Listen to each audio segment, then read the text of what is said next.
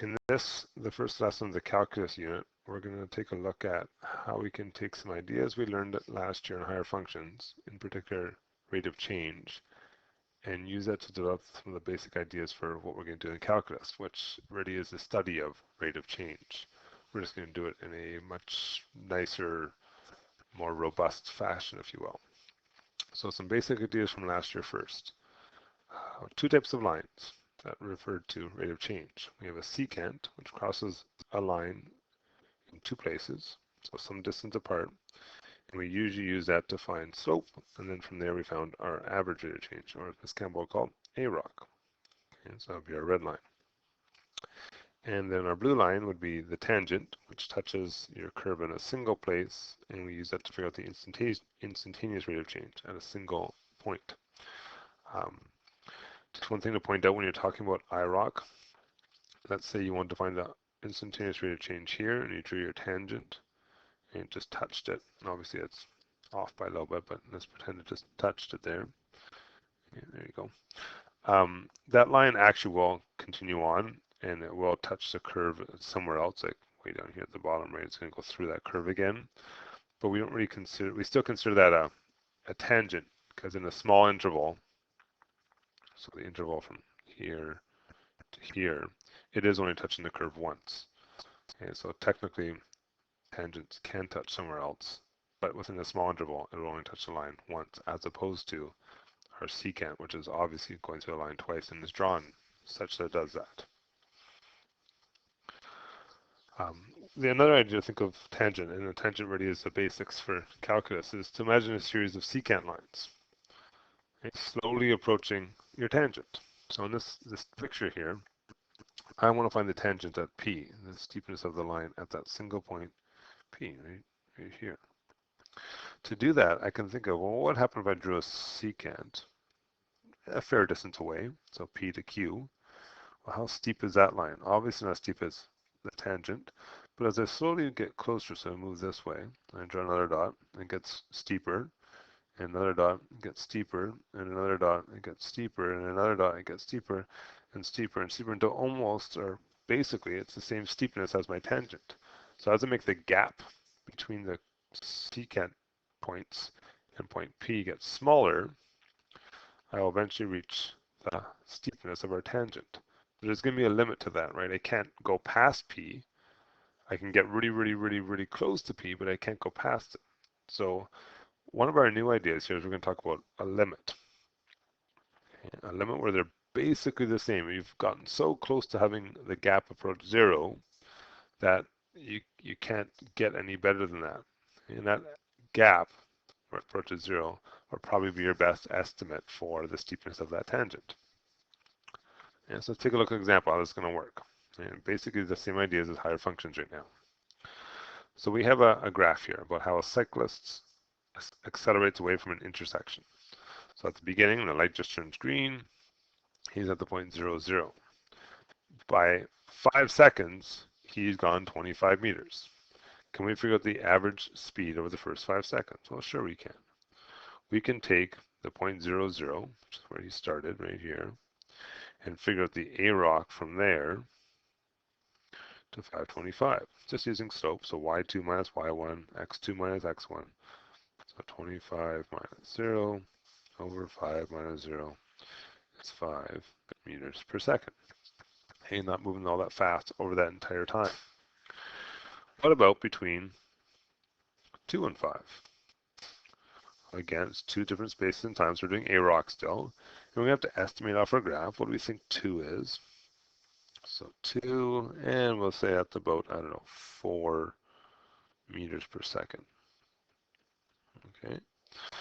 So from 4 to 25, we subtract them. 25 minus 4, and 5 minus 2 gives us 21 over 3, or 7 meters per second.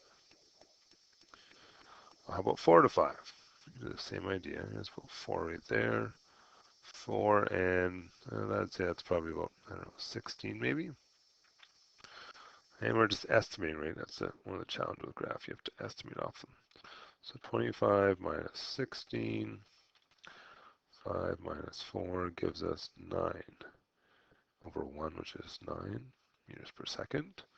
Okay, so he's getting faster and faster, right? The third one is AROC from 4.5 to 5. So 4.5 would be right in the middle there. So we can say definitely 4.4, 4.5 and 20. So we'll get 25 minus 20, and 5 minus 4.5 gives us 10 over 0.5, or, sorry, not 10, 5 over, thinking ahead already, 5 over 0.5, which gives us 10 meters a second. Okay, so the closer we're getting to 5, the faster his speed is getting. So part C asks us, well, how fast are we moving at 5? That's an IROC question. Now, based off our numbers, we can assume that he's obviously speeding up. It looks like he went from 5 to 7 to 9 to 10. And well, it seems he's getting closer and closer to 10. So we might be able to say, well, at 5 seconds, he's moving 10 seconds based on our dots getting closer and closer and closer. Or if you really want to, we could try and draw a line, a tangent line at 5. That's pretty accurate there. And try and pick some dots off that. So 3, 0 might be a nice dot. And 7, and that's about 50 there. And see what happens with that. So 50 minus 0, 7 minus 3 gives us 50 over 4, which is 12.5 meters per second. Again, we thought, okay, it's approaching 10. Based on my line, I got 12 and a half, but the problem with that line is, well, what if you used your ruler on a slightly different angle? What if you estimated your numbers just slightly differently, right? Like you said, oh, it was 7 and it was 52, or it was 7 and it was 48. Or you didn't think it quite hit 0 when you're at 3, it was 3 and 1. Well, those slight differences would make a difference in your instantaneous rate of change. Yes, it's a reasonable number, slightly more than 10, and we thought we're getting closer and closer to 10 based on our AROCs, but this graphical method isn't great. So you might recall that we went to an algebraic method. And in higher functions last year, we said our IROC, our slope of our line, can be found by figuring out a really small interval around the point that you want. We had this lovely equation right here where you had a small change, small interval, and we used, I think, 0.001 above or 0.001 below, and made for a really small number and lots of little kind of annoying little calculations. Okay. We don't really want to have to do that. We want, and one of the challenges and the reasons why we don't want to do that is, what if we want to know what's happening at 2, and then again at 3, and then again at 4, then again at 5? We don't want to make those small, tiny little calculations, very exacting calculations, over and over again for the same model. So what we want to do in calculus, and calculus really is the study of rate of change, is we want to create an algebraic method that can be used at any point on any function to figure out what's happening, what's the instantaneous rate of change. And it is all about instantaneous rate of change. Okay, AROC, average rate of change, you can just plug in your numbers and figure out the difference. Okay, so in calculus, IROC is said to be the limit. So we can use that idea of a limit, and we'll talk about that further, of the secant as Q approaches P. So that's back to that idea that I had a point P I wanted to figure out here, and I used a point Q and I got it closer and closer and closer and closer and closer until I eventually reach the best possible estimate. So our formula looks slightly different now. We're going to use a limit as H, we use this word H approaches 0. So as your space between P and Q gets really, really, really small. And we're going to create an algebraic method where we have your function plus a little bit. So x plus h.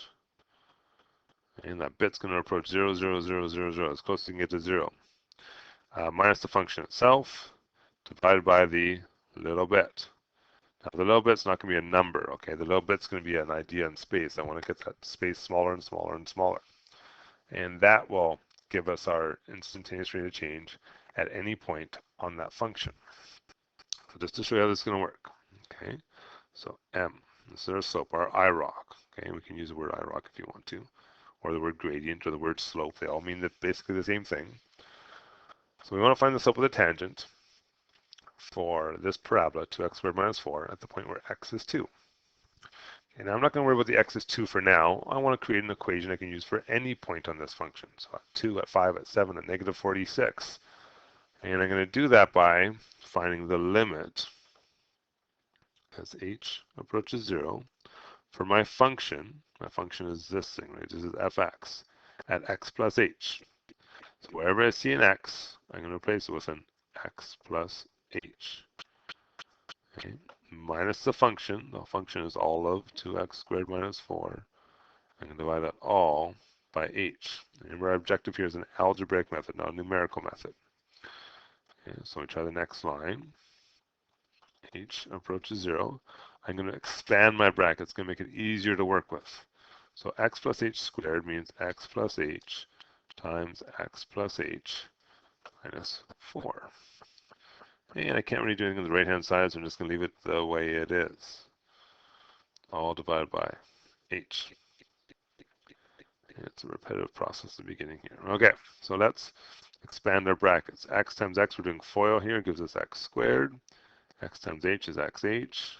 X times h is xh again. H squared minus 4. And I'm using a square bracket just so I can tell apart the pieces of this equation. Makes it a little bit easier. Too far. And do the same thing again. We're going to simplify. So h approaches 0. So let's expand our bracket. So 2 times all that stuff. So 2x squared plus 2xh plus 2xh again. I'm just going to be done 4xh, okay? So I've taken these two things and I've combined them together and then times it by 2. That's all I did there. Plus 2h squared minus 4 minus 2x squared minus 4 all over h. So limit as h approaches 0. Okay, so now we might notice that I got some things I can collect. I don't really need the square brackets anymore because I've done all the expanding. But I might notice that I've got a 2x squared here minus a 2x squared over there. They will cancel each other out. I've got a negative 4 minus a negative 4. Well, these two things will cancel each other out. Okay, and all we left with from the brackets is 4xh plus 2h squared all over h. And a little trick for you, whatever's in this bracket should always cancel out the same things from this bracket for any kind of function, for any kind of limit calculus ideas. Okay, okay, so let's keep going with our equation here. By limit as h approaches 0, we're going to common factor this. We're going to take an h out. So 4x plus 2h is left over h. And the reason I want to common factor it is, well, they can now cancel each other out. I'm left with the limit as h approaches 0 of 4x plus 2h. It's as simple as that gets. So when I get to this point, I want to say, well, what happens when h approaches 0? What happens when h is basically 0? The smallest number I can think of is 0.000000000. Well, basically what's going to happen is I can replace the h with a 0. The number is so small, it's basically 0. Well, what happens when you multiply by 2? It's basically 0. So I get the equation for IROC, for this function, for our slope, any point on there can be found by 4x. What do I want? I want the slope at x equals 2. So the slope at that point would be 4 times 2, because x is 2, and I get a slope of 8. Okay? But once I've got this equation right here, I can find the slope that IROC at any point really quickly. I just need to replace the x. So I can find at 2, at 7, at negative 14, at whatever number I want to. And that's our idea of calculus, is building equations that represent the instantaneous rate of change at any point. Okay, we're going to try some more. Same ideas, just try some more. So we want to find the IROC, create an equation for these functions. So same ideas, just try a few. So our slope, our IROC, will be given by the limit. You guys can work ahead and try this yourselves. And I'm going to replace wherever I see an x with an x plus h. Okay, so there's my function minus the original function itself, all divided by h. So the limit as h approaches 0. Expand our brackets, simplify. We've got negative 5x minus 5h, 5h plus 1 minus negative 5x plus 1 all over h. Okay, now that I've simplified my bracket, I should be able to cancel some things. So a negative 5x and a negative 5x. And remember, I'm canceling because they're subtracting each other, right? Okay, a plus 1 minus a plus 1, that part's gone. So I'm left with just the limit as h approaches 0 of negative 5h over h. What can happen there? I can cancel the h's. One on the top, one on the bottom, they're dividing. So I'm left with the limit of h approaches 0 of negative 5. So at this point, I replace my h with 0, right? But I don't have any h's, which means I can't replace it, which means the answer is just negative 5. What that's telling me is at every point on this function, at every point on the function, on fx, the IROC is negative 5. And that might make sense if you actually go back and think about the function. What kind of function looks like negative fx plus 1? Well, that kind of looks like y equals mx plus b. In particular, when it starts at 1 and goes down 5, right 1. In other words, it has a slope of negative 5. Well, if I draw a tangent at any point on there, doesn't it basically look like the same line all the way down? A slope of negative 5. So it makes sense that I have a slope of negative 5 because it's a straight line. And it's true for every straight line. Whatever your equation happens to be, the slope of it will be your IROC and your AROC all the time because it's a straight line. Yeah, let's try another one, another B. You guys can try this one. So same ideas. So we'll start off with our limit. H approaches 0, and we're finding IROC or slope, or however you want to call it. They all mean the same thing. Of the function plus h. Now notice there's two x's here, so I need to replace it in both places.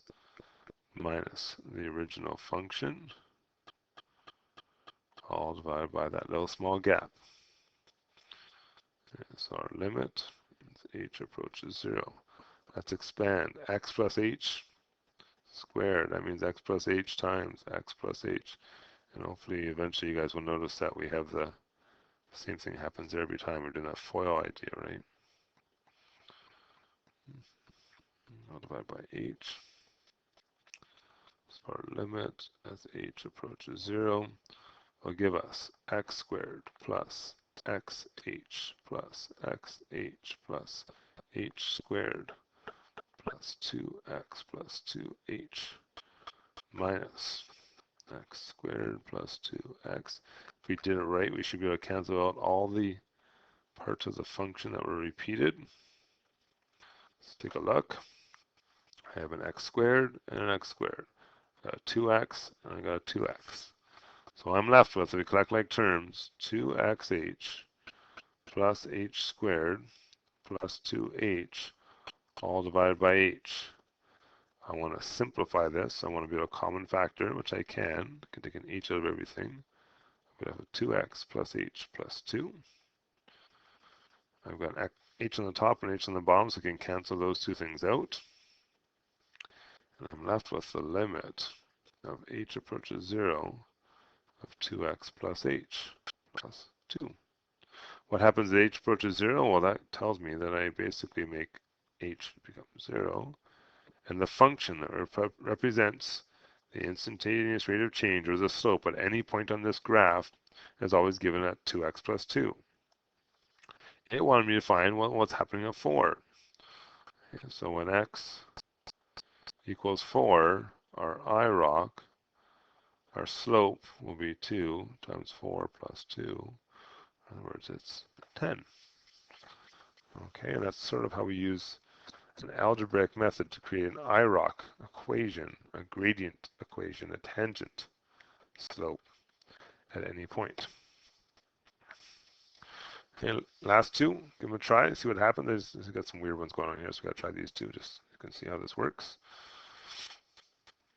And I want to see what's happening at a functional, a rational expression. So IROC equals the limit as h approaches 0. I need to take the function, which is this unfortunately messy thing, minus the function all over h. Okay, so we need to go back to our rational rules from grade 11 when we first learned about, let me practice them again, higher functions. I need to think about how do I subtract fractions. For subtract fractions, I need to have a common denominator. Okay, so this is one where I can't just cancel things off right off the bat because they don't have a common denominator. They can't be subtracted. So our common denominator, I need to have x plus h minus 2 times x minus 2, whatever the denominators of the two bottoms are. Do the same thing on the other one. And I need to multiply the bottom to create that. Well, whatever I do to the bottom, I have to do to the top. So the first one needs to be multiplied by x minus 2. The second one by x plus h minus 2. And don't forget, we're dividing all of this by h. Okay, so rational expressions, fraction ones, are not fun to do this with because you have to involve all these fraction things. Okay, so expand the top. So 2x minus 4. The bottom, we'll just leave it the way it is. It doesn't really matter for our purposes what's going to happen to the bottom. Hopefully it cancels itself out. And if we expand this one, we get minus, okay, put it back in here. Messed it up here, sorry. 2x plus 2h minus 4 all over x plus h minus 2 and x minus 2 and all divided by h. Okay, now they're ready to be subtracted. So whatever appears on the top, on the left and the right that's the same should be canceled because I'm subtracting. So you might notice we've got a 2x and a 2x, a minus 4 and a minus 4, and we're left with, careful here, a negative 2h all over x plus h minus 2 times x minus 2 divided by, and I'm actually going to write it this way this time, h. And the reason I want to write it that way is I want to think about what dividing fractions means. Dividing fractions means that when I write out a dividing sign, I can also write it out as multiplying if I flip it over. Until we divide fractions, we flip and multiply. Okay, well, why would I want to do that? Well, now you might notice I've got an h on the top and an h on the bottom. So when I write out the limit this time, as h approaches 0, I get negative 2 over x plus h minus 2 and x minus 2. I've got no h's left on the top, so I can't cancel anything more. At this point, all I can do is replace the h with 0. And what will happen? I've got negative 2 x plus h, which is x plus 0 minus 2. So in other words, just x minus 2 times x minus 2. Or in other words, negative 2 over x minus 2 squared. That's the equation for the IROC at any point on this rational function. If I want to figure what's happening at 1, I can say, well, at x equals 1, our slope, our IROC, will be negative 2 over 1 minus 2 squared. Or in other words, negative 2 over 4, which is 1/2. And that's the messy one. Rational functions are always messy. Oops. 1 minus 2 is not 4. We'll fix that. Sorry, guys. That shouldn't be like that. That should be a 1 squared. So negative 2 over 1, sorry, it's just negative 2. Okay, that's not a fun thing. Rational expressions are not the best to work with. We'll try and avoid those when we can, or we'll try and find ourselves some sort of shortcut that will help us do those in a much faster way. Okay, last one. Hopefully you're getting pretty good at this IROC method, how this works. It's not necessarily hard, but it definitely has lots of steps and lots of little tricks to follow. You need pretty good algebraic skills. Okay, letter D, last one. What happens at f at x equals 7? And I want to know what's happening at x equals 3. I want to know the IROC at x equals 3. So let's set up the way we've been doing it. IROC equals our limit as h approaches 0. And I want to know the function at x plus h. So wherever I see an x, I replace it with an x plus h. I don't really see an x plus h. So that's my function. Minus the function all over h. What's going to happen here? I'm going to get the limit of h approaches 0 of 0 over h. Or in other words, I'm going to get 0 over 0. Oh, there's something weird going on here, right? I can't really solve this. Right? 0 divided by h is, I just wrote that wrong, sorry guys. 0 divided by h is just 0. Well, no matter what h value is, I'm going to get 0. Will I not? That's a kind of a weird situation. Now, again, why does that make sense? So sometimes if you get these weird situations, you have to stop and think about them. I have a function, f at x equals 7. Here's 7. What's happening? I'm getting a straight line. Oh, a straight line situation again. We said those straight line situations are a little odd sometimes, right? And this one is, again, what happens for the slope of a straight line? Isn't the slope of a straight line 0x plus 7, or in other words, 0? So it makes sense that I get 0 at any point, whether it's positive 3, negative 3, or anything, because my slope of a straight line is always the same. Okay, and that's a weird one again. And one of the shortcuts is if you notice you have a straight line, you don't have to do a limit. You know what's going to happen. Okay, and that's the end of the first lesson there about tangents. Not necessarily the hardest parts and pieces to keep track of, but there's lots of things to keep track of in there. Okay, what about say